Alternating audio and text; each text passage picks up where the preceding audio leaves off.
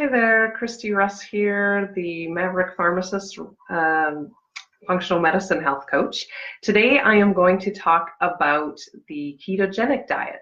So if you haven't already, go to my website and download the document that I made that kind of talks about all the pros and cons and everything of all the different diets that are out there today, so that you can go in with your eyes wide open. You can get that for free at ChristyRussHealthCoaching.com. Right at the top of the page, there's a green bar, says Diet Facts. Just click on that, you'll get it.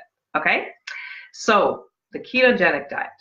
If you don't already know what that is, it's basically a super ultra low carb diet, moderate protein and high fat. That is the idea. It's actually a medical diet. It was created for epilepsy, and they still actually use it. It's a good treatment for epilepsy, especially for kids, and if they don't want to go on medications or the medication isn't working enough. And basically it's because so what it does is it creates, it's burning fat for fuel. It creates ketones, and that's what it's burning for energy instead of carbs and sugars. So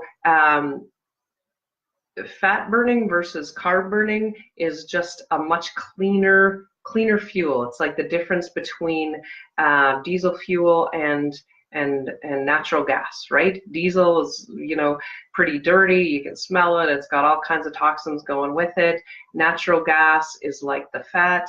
It's really clean burning, no issues with it. So the ketogenic diet is actually a pretty healthy diet. It's actually been looked into for, anti-aging and, like I said, for anything brain related, because the brain really does well using ketones for fuel.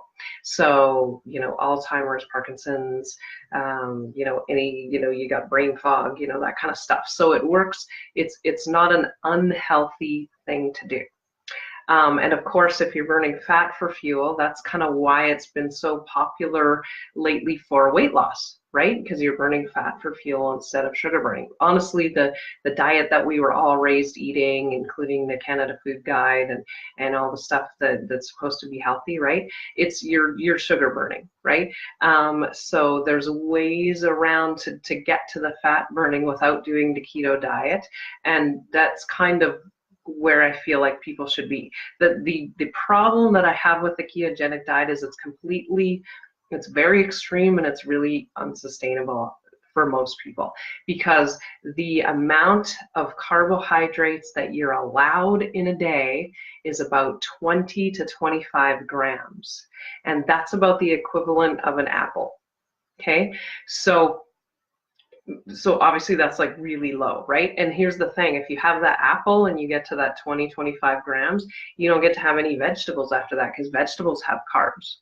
People think, ooh, carbs, it's just sugar and bread and all that kind of stuff. There's carbs in vegetables as well. So anyway, that for most people is just way too extreme. It's too difficult to live in our society and actually eat that way. Because like it or lump it, most of our social stuff revolves around food, right? We go for coffee, we go to restaurants, we're meeting for dinner, all that other stuff. So to be ketogenic and to do that, and it's a huge learning curve to increase your fat that much, especially after 20 or more years of fat being demonized. Like, you need to add that fat back in, because without carbs, of course your calories are going way down, and you need to keep the calories at a certain amount without going into starvation mode and all that other stuff. So it's a huge learning curve for most people. It's very difficult to get into ketosis. It's difficult to stay there. So that's kind of my reason why I don't really, like I said, it's not that it's not healthy. It's totally fine. You can be in ketosis and have great health. Like I said, they talk about anti-aging and stuff. So, and it works for some people, and people feel great on it. That can be, but it's very, like I said, it's so restrictive.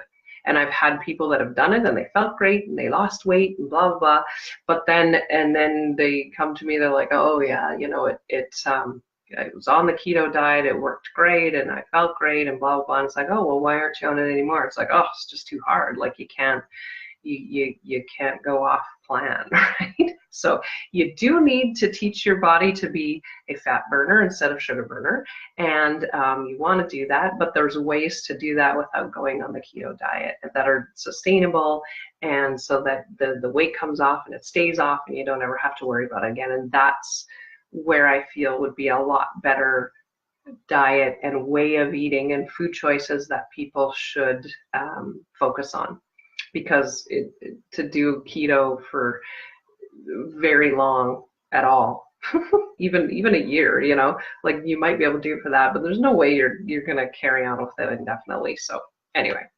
unless there's a medical reason, right? If you have epilepsy, well, that's actually probably a really good choice for you. If you have epilepsy and you want to lose weight, hey, do keto, right? Anyway, that's my synopsis of keto diets. Like I said, I have a document that I made with all of the different diets that are kind of around, so that you can kind of see what the pros and cons are, and kind of go into everything with your mind open and your eyes open, and be informed and figure out what the best one for you is. So that's at my website, christyrusshealthcoaching.com. Like I said, right at the top, that little green bar, there's a little diet facts there, and then if you have any questions, let me know. Okay, so that's it for today, and I'll see you next time. Thanks.